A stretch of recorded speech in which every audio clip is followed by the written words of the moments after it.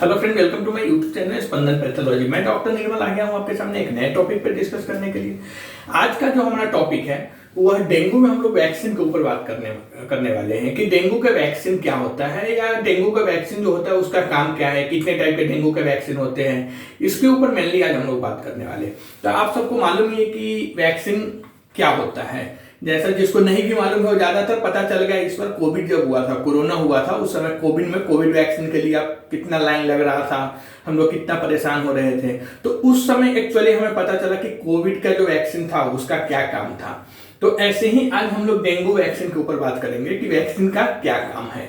तो हम सभी जानते हैं कि हमारे बॉडी में वैक्सीन जो है वो क्या करती है, एंटीबॉडीज बनाती है। एंटीजेंस के अगेंस्ट लड़ने के लिए, मतलब फॉरेन पार्टिकल्स के अगेंस्ट लड़ने के लिए हमारी बॉडी में एंटीबॉडीज होना जरूरी है। तो एंटीबॉडी का काम क्या है, हमारी बॉडी के बदले या हमारी बॉडी में रख के हमारी बॉडी को प्रोटेक्ट करना या बाहर से जो कोई इन्फेक्शन आता है उससे लड़ना। मोटा मोटी आप समझिए कि यही है काम।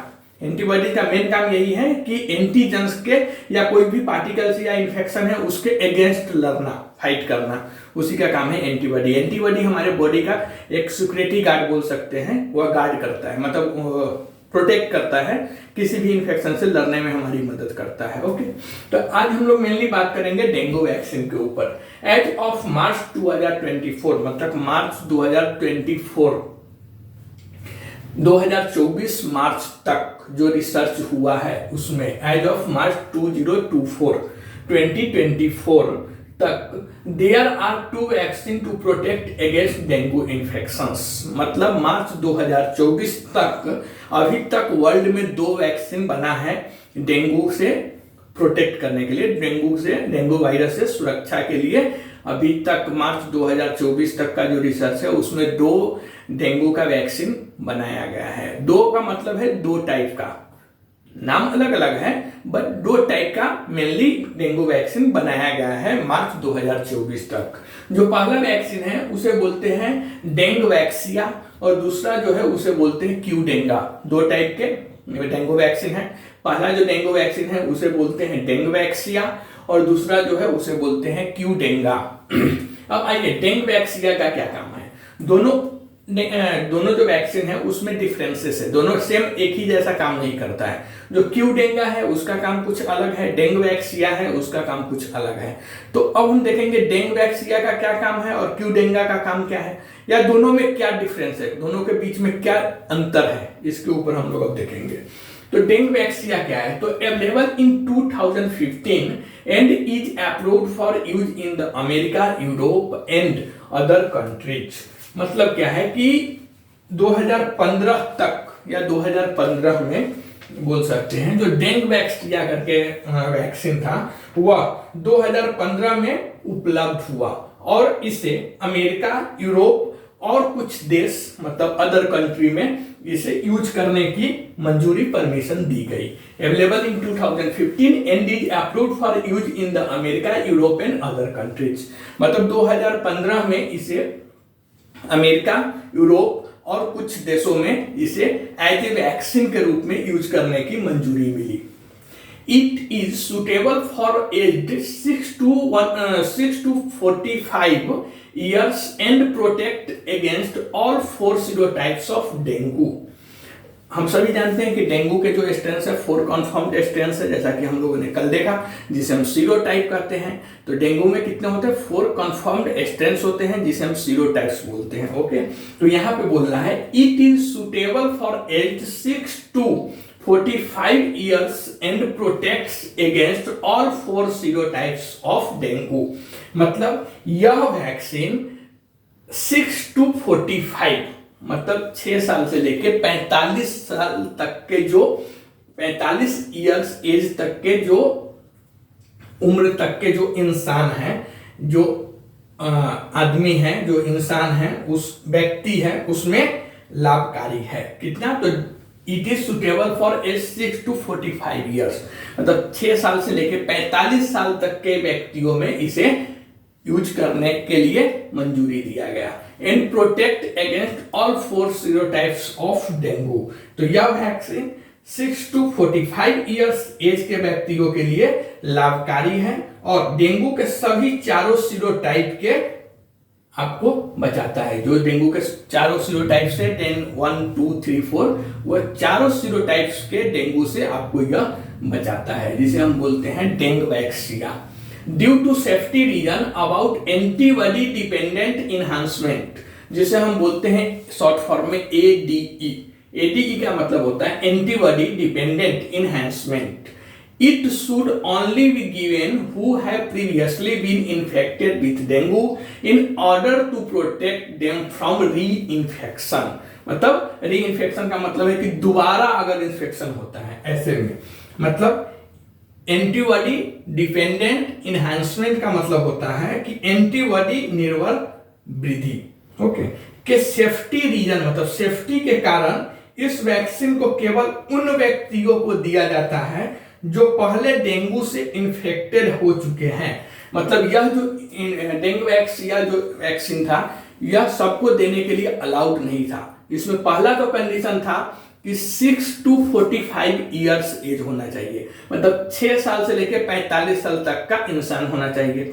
दूसरा इसमें एक कंडीशन था कि हम यह जो वैक्सीन है डेंगवैक्सिया उस आदमी को देंगे जिसे पहले में कभी डेंगू हुआ है, ओके, जिसे ऑलरेडी डेंगू हो चुका है उसको हम यह वैक्सीन देंगे, ओके। तो उन व्यक्तियों को दिया जाएगा जो पहले डेंगू से इन्फेक्टेड हो चुके हैं ताकि वह उन्हें दोबारा संक्रमण होने से बचाए। तो अभी आप बोलेंगे कि अगर पहले हो ही गया, एंटीबॉडी बन ही चुका है उसके बॉडी में, तो फिर वैक्सीन देने का मतलब क्या है? तो देखिए, जैसा कि मैंने आपको पहले भी लेक्चर में बता चुका हूं कि डेंगू वायरस अगर एक बार हुआ है, आपके बॉडी में आया है डेंगू फीवर, तो ऐसा नहीं कि दोबारा नहीं होगा, क्योंकि डेंगू का 4 टाइप्स के स्ट्रेन्स होते हैं या सीरोटाइप्स होते हैं। तो अगर इफ सपोज अगर डेंगू 1 से अगर आप डेंगू वायरस 1 से आप इन्फेक्टेड हुए हैं तो नेक्स्ट टाइम आपको डेंगू 2 वायरस हो सकता है या डेंगू 3 वायरस हो सकता है, डेंगू 4 वायरस हो सकता है। बट डेंगवैक्सिया जो करके है, डेंगवैक्सिया ले लेने के बाद आपको अगर पहले डेंगू 1, 2, 3, 4 में से कोई भी इंफेक्शन हुआ है, आप एक इंजेक्शन ए वैक्सीन अगर आप लेते हैं और आपका एज 6 to 45 ईयर्स का है, तो आपको जो डेंगू के बाकी जो बचे हुए 3 सीरोटाइप्स है, स्ट्रेन्स है, वह भी नहीं होगा। तो यह एक फायदा था इसमें, ठीक है, रीइंफेक्शन फ्रॉम अदर सीरोटाइप्स। दूसरा, it is given subcutaneously and 3 dose at 6 month intervals. मतलब क्या बोल रहा है, इसे 6 महीने के अंतराल पर गैप रहना चाहिए, इंटरवल्स होना चाहिए 6 month का। तो इसे 6 month के अंतराल पर 3 खुराक मतलब 3 डोज 3 डोज 3 खुराक दिया जाता है। और कहां दिया जाता है? तो सबक्यूटेनियसली दिया जाता है। सबक्यूटेनियस का मतलब होता है कि आपके स्किन में, ओके, जैसे हम अदर वैक्सीन देते हैं ना, यहाँ पे देते हैं या फिर कहीं भी जहाँ पे स्किन ज्यादा है वहां पे देते हैं, तो ये स्किन में देना है, सबक्यूटेनियस देना है। इसे IM नहीं करना है, मसल्स में नहीं देना है, ओके, सबक्यूटेनियस इसे देना है। तो इसका मेन यही काम था कि जो डेंगवैक्सिया इसके लिए यूज किया गया कि यह अगर किसी को डेंगू हुआ है तो उसे दोबारा भी डेंगू हो सकता है। अगर डेंगू 1 हुआ है तो 2, 3, 4 हो सकता है, या 2 हुआ है तो 1, 3, 4 हो सकता है। मतलब किसी अलग 3 टाइप के भी वापस उसे री इन्फेक्शन दोबारा डेंगू हो सकता है।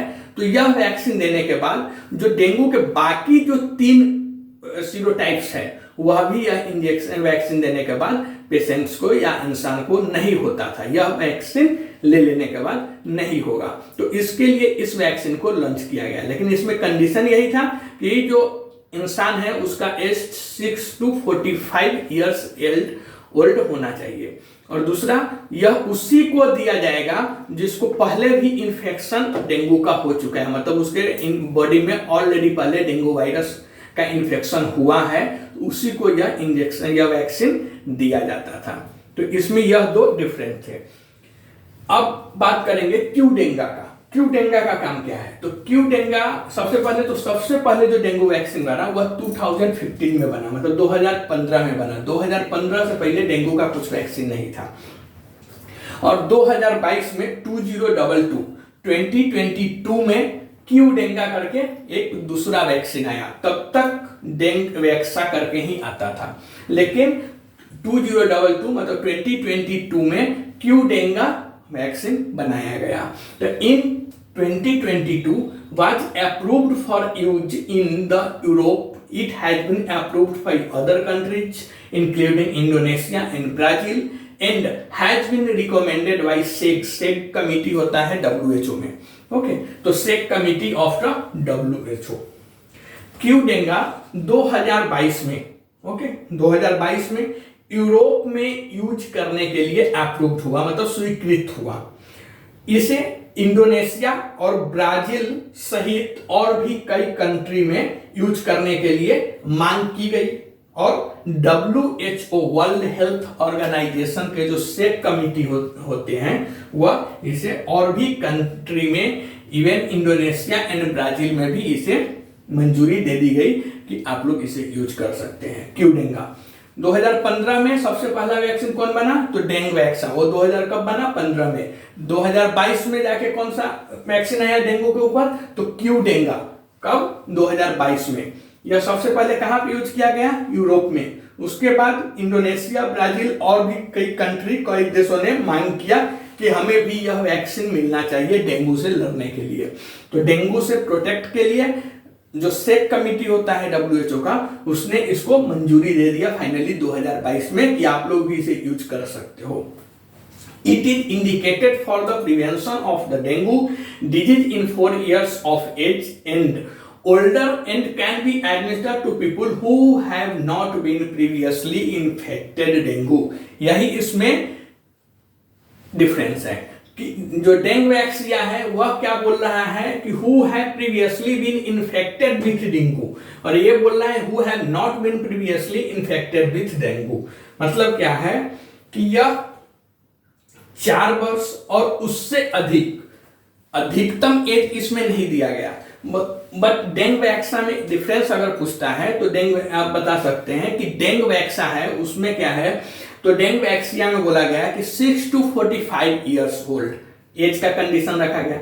बट क्यू डेंगा में एज का कंडीशन नहीं रखा गया। इसमें बोला गया कि आप 4 ईयर्स से ऊपर के जो भी इंसान है उसे आप दे सकते हो।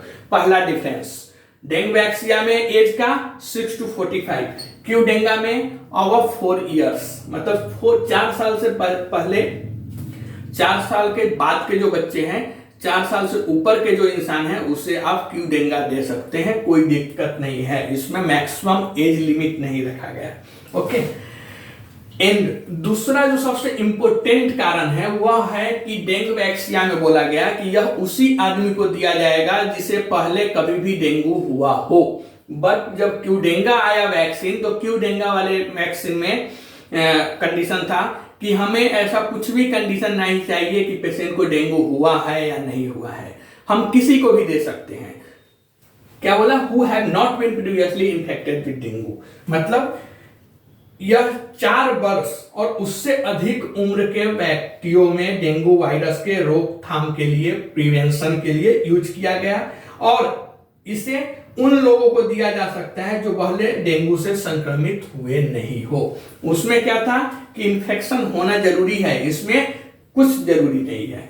It is a live vaccine containing the 4 serotypes of dengue virus administered subcutaneously and 2 doses 3 months apart। मतलब क्या है कि यह डेंगू वायरस के 4 सीरोटाइप्स युक्त एक लाइव वैक्सीन है, मतलब जीवित वैक्सीन है, जिसे 3 महीने के अंतराल पर 2 खुराक के रूप में, मतलब डोज इसका कितना रहेगा? 2, अंतराल कितना रहेगा? 3 महीना। उसमें क्या था? 6 महीने का अंतराल, इसमें 3 महीने का अंतराल, और स्किन के नीचे दिया जाता है। तो यही डिफरेंस था डेंग वैक्सिया और क्यू डेंगा में। डेंग वैक्सिया में आप समझ जाएंगे कि उसमें जो एज का लिमिट था 6 to 45, बट क्यू डेंगा में क्या था कि अब 4 इयर्स, मतलब 4 साल से ऊपर। इसमें मैक्सिमम एज लिमिट नहीं था। उसमें एक कंडीशन था कि हम डेंग वैक्सिया ऐसे पेशेंट को देंगे, ऐसे इंसान को देंगे जिसे प्रीवियसली में डेंगू हुआ हो। क्यू डेंगा में ऐसा कुछ भी कंडीशन नहीं था। हम डेंगू हुआ हो नहीं हुआ उसे कुछ मतलब नहीं, हम दे सकते हैं। तीसरा था कि यह लाइव वैक्सीन था, वह क्या था, वह निकाला हुआ था, वह लाइव नहीं था। तो यही इसका डिफरेंस था। तो डेंगू वैक्सीन के ऊपर यह वीडियो आपको कैसा लगा आप कमेंट करके बताइए। अगर यह वीडियो आपको अच्छा लगता है तो हमारे चैनल पर अगर आप सब्सक्राइब नहीं किए हैं इस चैनल को तो सब्सक्राइब कीजिए। तब तक के लिए थैंक यू।